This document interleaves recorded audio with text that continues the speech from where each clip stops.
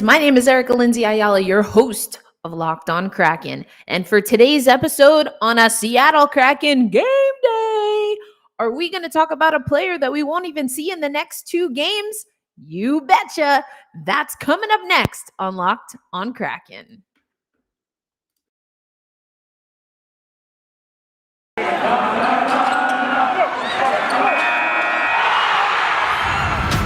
You are Locked On Kraken, your daily podcast on the Seattle Kraken, part of the Locked On Podcast Network, your team every day. We are the Seattle Kraken.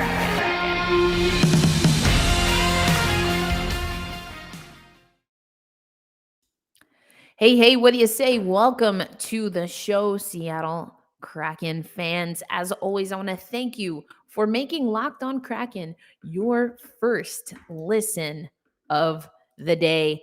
If we're just meeting for the first time, thank you so much for listening to Locked On Kraken. Again, I'm your host, as it says on the screen, Erica Lindsay Ayala. I will be broadcasting games this weekend for the Premier Hockey Federation, so I'm pretty excited about that. But before we get into that, there's some news that tangentially deals with the Seattle Kraken, as in we won't have to worry about Jack Eichel for the Buffalo Sabres, although we probably wouldn't have had to worry about him for today's game because it is a game day. We weren't going to have to worry about that anyway, but the next game that we have against Las Vegas still going to be in the news cycle. So we might as well get it out of the way. Let me give you the details here. Jack Eichel officially traded. It was announced today. For those who have been following along, it's been quite the saga. I mean, quite the saga. Let me just get this situation situated here so we can talk about it. I'll share my screen.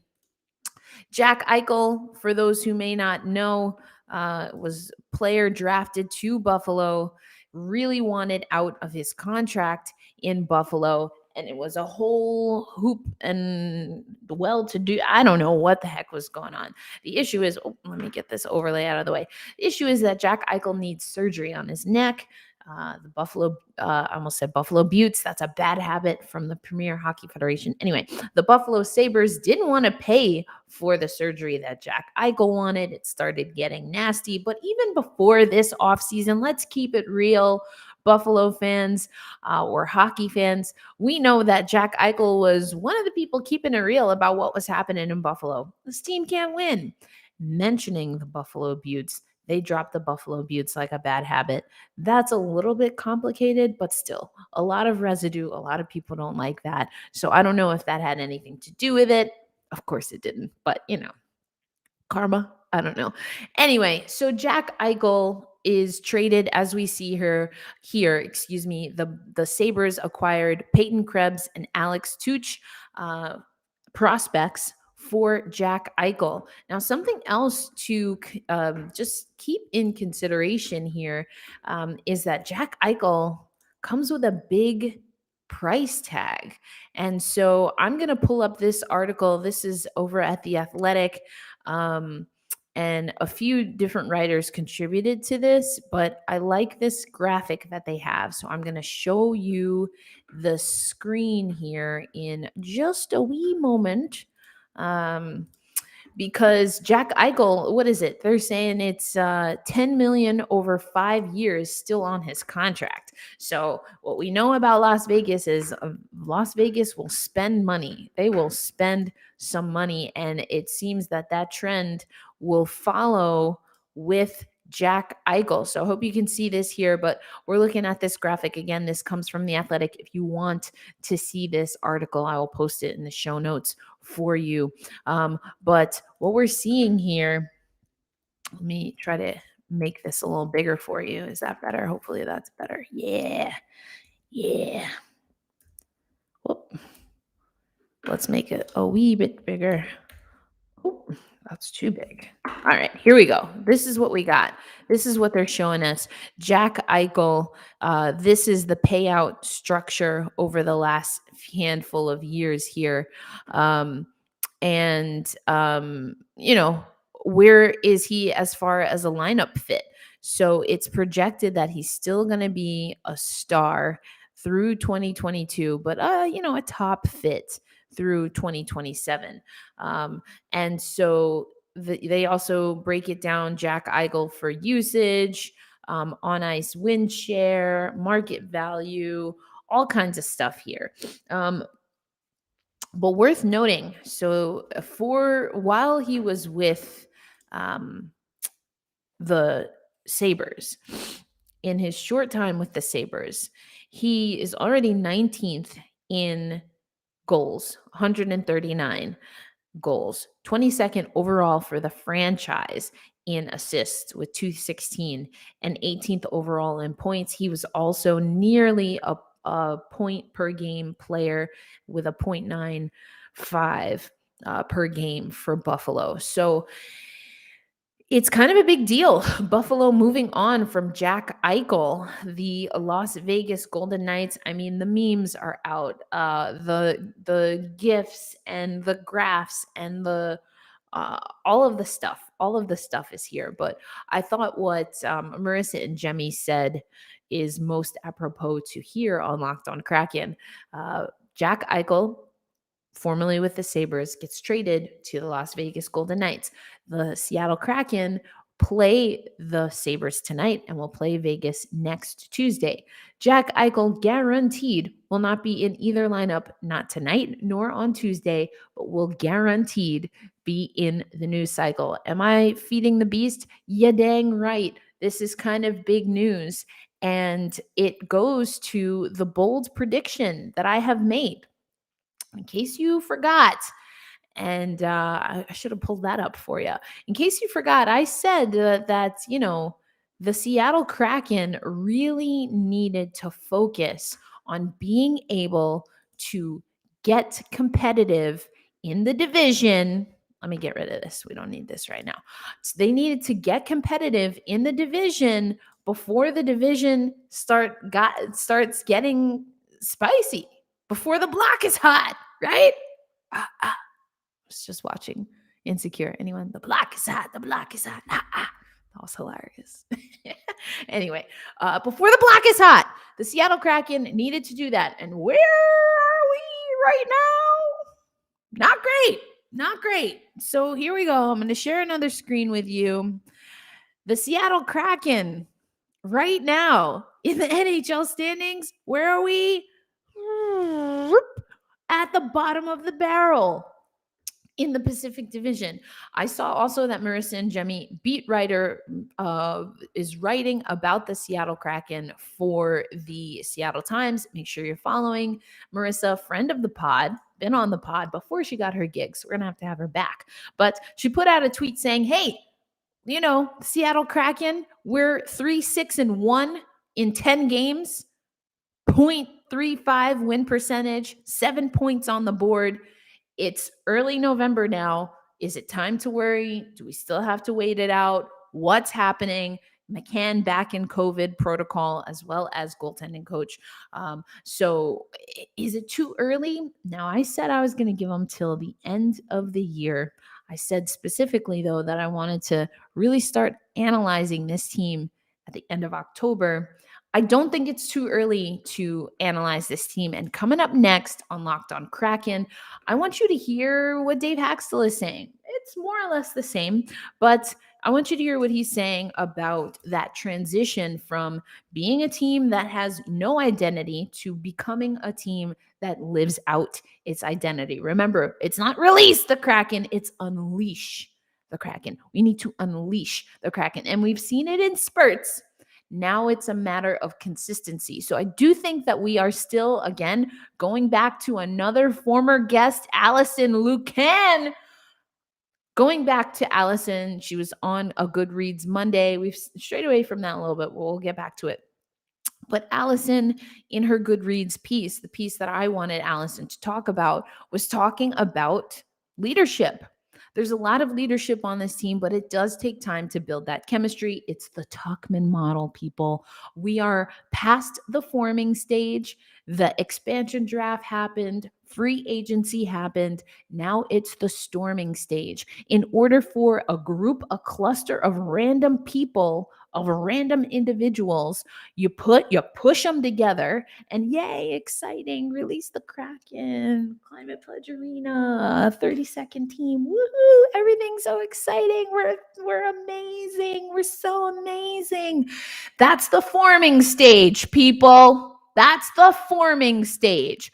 The storming stage is, oh crap, we've got to play hockey against franchises that have been doing this for decades, for like 10 times over, right? Because some of these teams, original six teams, you know the vibe, whatever, over 100 years of the National Hockey League. And some of these teams predate that, including the Seattle Metropolitans. They just didn't last. Anyway, needless to say, there's a lot of work that the Seattle Kraken have to do to get through the storming stage where everything kind of sucks, to get to the performing stage of the Tuchman model. Coming up next, I'm going to remind you of that piece from Allison. Do you know now? Can you see why I was so excited to have Allison here to talk about that? Because that's literally what we're going through. So it's not too early to assess, too early to judge.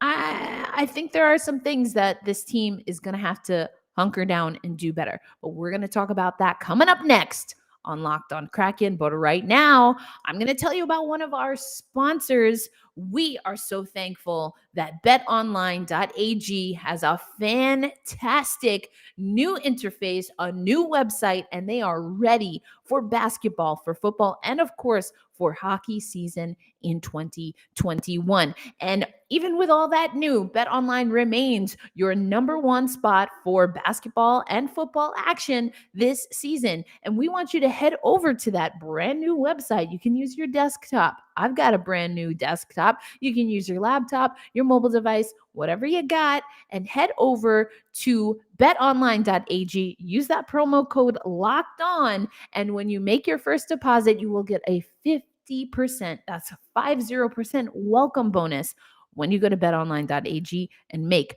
your first deposit. So whether it's basketball, football, or even, hey, we're going to be talking about Vegas, even your favorite Vegas casino games, betonline.ag is the place to go. So don't miss out on what they have in store for 2021. Remember, BetOnline is the fastest and easiest way to bet on your favorite sports.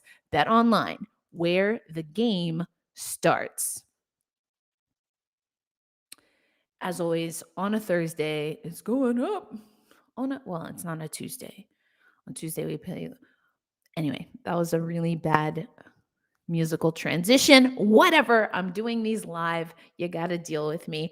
But we thank you for making Locked on Kraken your first listen of the day. I am your host, Erica Lindsay Ayala, excited to talk to you about the news cycle, which again, it in a very random, not direct way at all, the news cycle about Jack Eichel is going to be a part of what the Seattle Kraken has to deal with. But you know what? Dave Hakstol knows. Whether it's Jack Eichel or anything else, the Seattle Kraken have to focus on the Seattle Kraken. And so I'm going to take you over to what Dave Hakstol had to say. We're going to hear from him a little bit about the last handful of games. Remember, I talked about it in the first block about moving from a team figuring itself out to being and becoming a team that knows who they are, and then moving from there to being a team that can consistently play that kind of game. So let's get you over to Dave Hakstol. This is from yesterday's practice. At the time of this recording, the Kraken probably haven't hit the ice yet for morning skate. So you'll get a little bit of that tomorrow, as well as, of course, a recap of the Buffalo game. But for right now, let's head over to Dave Hakstol, and then I'll remind you again about that Allison Lucan story so we can go through the Tuchman model together so we can figure out exactly where the Seattle Kraken are in that leadership development phase. Let's go, Davey Dave. We're up next. We got to get one to go for us. If you go back and kind of tear it down, the game in Edmonton, I look at it and, I see I gave it 6 grade A opportunities. So we got to have one of those, we'd like to have a little bit of puck luck somewhere along the way until that starts happening and falling our way. We got to get a little hungrier around the blue paint. We got to get a little hungrier on seconds and really work to find one. Once it turns, our zone time and our opportunities have been good coming off of, pretty clean entries. So at the end of the day, it's about finding the back of the net. Let's stop right there. Did you hear what Dave said right there? Listen, it's about zone entries.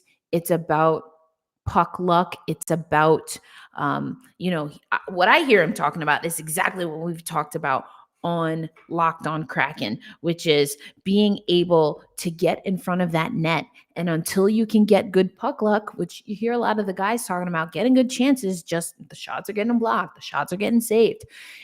But until you find that sharp shooting puck luck, what do you got to do? Find the garbage in front of the net.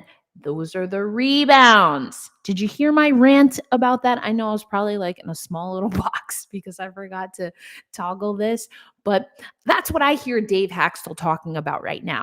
So again, where are we going to get the gritty type of play from this Seattle Kraken team? Does it exist on this roster? There were always questions about the forward line on this roster. Does it exist offensively on this roster? I guess we're going to have to find out. Let's hear more from Dave, though. Yeah, a big narrative on the scoring side of it. We had good looks, we had good opportunities. The thing that has to remain is playing real sound defensively. There's probably one or two that we've given up in this last 5-game segment that are too easy.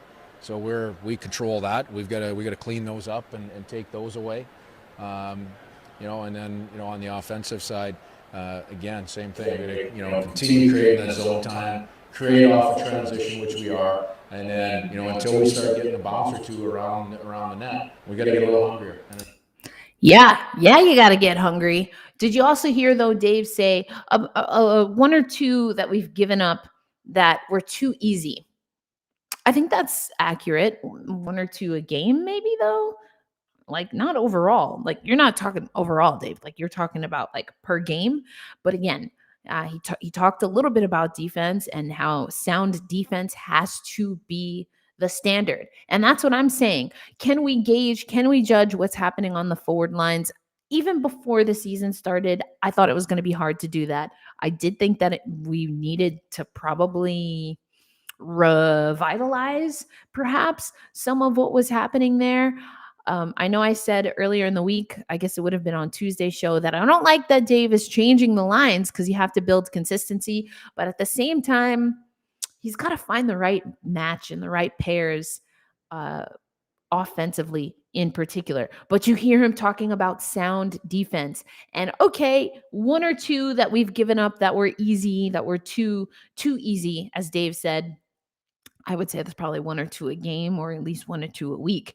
But the sound defense, did you hear my rant about the weak side, about the far post? That has to be better. That's one of those things that we right now, I wholeheartedly believe that we can judge the Seattle Kraken on what they're doing defensively, because these are not things like, oh, this defensive player made a fantastic play. A lot of it is weak side. And so sometimes that's the forwards just having the wherewithal and staying in the play, but not puck watching. Staying in the play when you are not actively trying to pick up sticks and retrieve the puck is watching where the other team is. You have to have eyes, stick to stick, body to body, as I've heard it said before. You have to do that. And the Seattle Kraken is not. All right, back to Dave. I'll try not to rant. Here we go. Back to Dave. I'm confident our guys will do that. The most important thing is our structure and how we want to do things as we go through a 60-minute hockey game. Well, I believe we're ahead of just a daily work in progress. Our first 5 games, we went on that road trip. you'd probably be hard pressed to really find an identity through those first 5 games. As you turn the page to our last 5-game segment here, I think you'd see a real distinct personality to this hockey team and the way we play over 60 minutes. And we haven't gotten the results out of these last 5 games that we want to or expect to, so we have to continue pushing to make sure that happens. Having 2 goaltenders is critical for sure in this league, whether it's back-to-backs or just even through a regular rhythm of a schedule. So having him back will be and it is very important. That being said, Joey did a good job while he was here.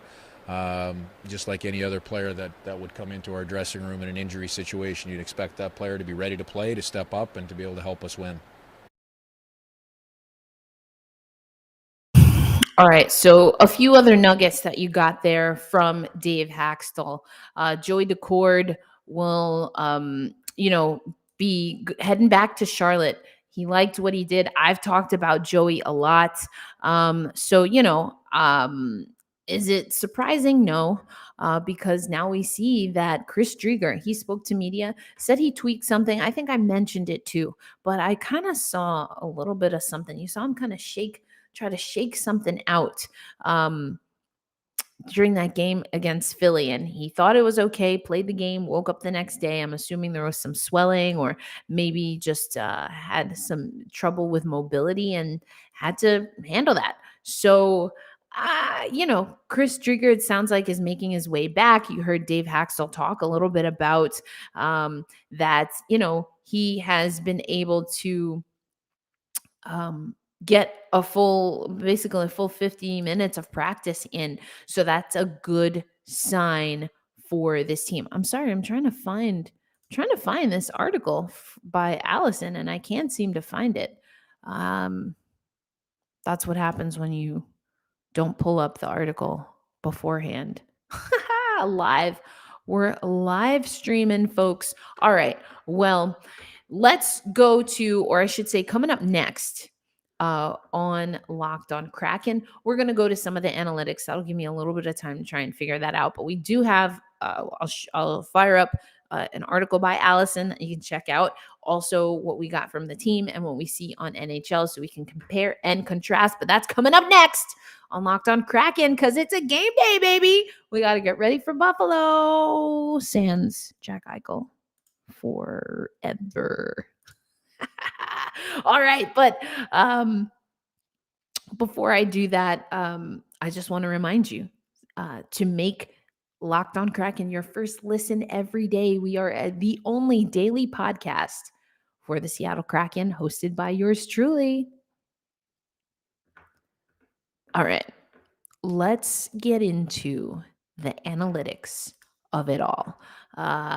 Okay, so first things first. You've heard it on the broadcast more than likely, and we've talked about it here. But the Seattle Kraken are a team that doesn't start well. They don't start well. And, I want to do a comparison, and this is coming from what we got from the Seattle Kraken, but just a comparison of what we're seeing when it comes to Seattle versus this particular Buffalo Sabres team. So the Seattle Kraken are a team that they give up a decent amount of goals in the first period. Goals per period for opponents in the first is 13, as compared to only 7 goals in the first period by the Seattle Kraken. So we should have this. Oh, that's the wrong one. It's not great. It's not great. These are the game notes that you should see now that the Seattle Kraken sent over. Let me make it a wee bit bigger for you. So this is what we're talking about. Opponents are scoring 13 goals in the first period, as compared to only 7 goals from the Seattle Kraken. Now, if we look at that for the second period, the middle frame, if you will, 11 goals for the Seattle Kraken, only 7 for opponents. But let's pop up to Buffalo. What are they doing? They also score more in the second frame than at any other time in the game. They also limit their opponent to 6 goals in the second frame. That's the least amount of goals given or goals allowed at any point in the game. So the second period, folks, by the data, by the analytics, is showing us that the second period is where it's at. But now, if either Buffalo or the Kraken can find a way to either start the game a little bit better than usual and certainly end the game a little bit better than usual, that's when we'll probably see who becomes is victorious in this game, is who's gonna be able to start well, who's gonna be able to finish well, because apparently both teams really play well coming out of that first intermission. But let's see it in another way. I want to show it to you on NHL.com. They have a little bit of a different look, if you will, to the analytics. And I like this because you can really see what's happening when it comes to the power play. All right. So here we go. This is what we're looking at now. I want to, again, make this a little bit bigger for you. So you can see it has the players to watch here by the last 5 games. Asplund for the Buffalo Sabres, Yanni Gord and Tanev really lighten it up. But this is what I want to focus on, okay? The power play. Look at the disparity here. Like, are we seeing this? Are we seeing this? Like, just if you just look at the graph, like halfway would be here, and it is definitely tilted. As they say, the ice is tilted in favor of Buffalo and basically everybody else in the NHL when they play the Seattle Kraken. Not a problem. Now, when it comes to the kill, 6th and 7th in the league. So we'll see where the special teams battle lies. Obviously, the Kraken have a lot of work to do on the power play, but they're right in the mix when it comes to the penalty kill against Buffalo. So I would like to see personally the Seattle Kraken not go into the box. I always want to see that. But if they can draw penalties, get a little bit more opportunities on the power play, well, the stats show that it wouldn't really matter, but wouldn't it be nice if some of the work that we see has been reported that's being put in on the power play? Wouldn't it be nice to see if some of that ends up working out? And as you can see, more um, more often than not, or in more categories than not, these two teams are relatively evenly matched. I mean, this is another one. Um, so we'll see. Goals allowed versus games played. I think that's what that is. Gruby is, I'm assuming, who we're going to see. As you can see, the goaltender comparison here. That's another advantage for Buffalo, but I'm expecting it's Grubauer just because Drieger just getting back. We do know that Joey Decord was sent down, so I guess the assumption is that Drieger is going to be back soon, like soonish, like pretty soon, but I would say probably not soon enough to start in Seattle today. So that's some of the, statsy stuff. Analytics with Allison. She's focusing on the eye test versus data, which of course I am an eye test person. And so far the eye test is saying that we're okay and saying that the power play is terrible and that defense needs to really work out. But Allison writes, thanks to our friends Sports Logic, we can pull the conversion rate for power plays that were contained entirely within one period, no carryover, as compared to power plays that were spread across 2 periods. That would be with carryover. Here's what we found. And so this is, again, so there have been, especially in that last game, a fair amount of carryover for power plays. We see that over the past 2 seasons, a power play that is contained within 1 period is more successful than one that is broken across 2. The more games we included in our evaluation, the more we found this to be true. So this is interesting. It's a little bit of a different spin on the power play analysis. So I guess by these numbers, if the Seattle Kraken are absolutely going to be on the power play, what we want, generally speaking, is for them to have their power play in the same period, no carryover, right? But on the other side of things, for the penalty kill, which is not really the issue for the Kraken, but if they're going to take penalties, take them late into the period and then let the other team play the odds in the carryover conversion. So that's interesting. That is very interesting. Unfortunately, I don't know why I couldn't find this article, but I did say I was going to come back to the Tuckman model, so I will go off of my memory and we'll go from there. But I talked to Allison Lucan about the Tuckman model. Both of us are like super into leadership development and leadership theory and stuff like that. But the Tuckman model basically says you create a team, expansion draft, free agency. Everyone's excited. It's the forming stage. Then there comes a time where it's like, hey, now we got to like do things like win hockey games, and it gets a little dicey. People have to establish and accept not just the leadership that has been given, such as captains or alternate captains, but the leadership that is, right? This is when the person raised by a lawyer in me is like de facto versus de jure. There's a difference between what is written or who is given a leadership and what is or who takes on leadership qualities. So you have to figure all of that out. It's a little bit of a power struggle, not to mention an internal struggle and a character development struggle. What is this team going to be? What is the identity going to be? That's why I was like, show us who you are, Seattle Kraken. We saw that amazing game against the Wild. We saw another great game against Montreal. That was actually the first one where we started to see the identity of this team. But even then, it was just in blips and pockets. Only two games back to back, 2 consecutive wins. The Seattle Kraken have not strung together a series of wins yet in this inaugural season. That's what has to come next. And in my estimate, part of the reason that they really need to focus and tighten up on defense is because of what we heard Dave Hakstol say. They got to tighten up on sound defense. Playing the law of averages, the goals are going to come, but they're not going to win if they're not tightening up on defense and if they're not getting more aggressive and getting gritty in front of net.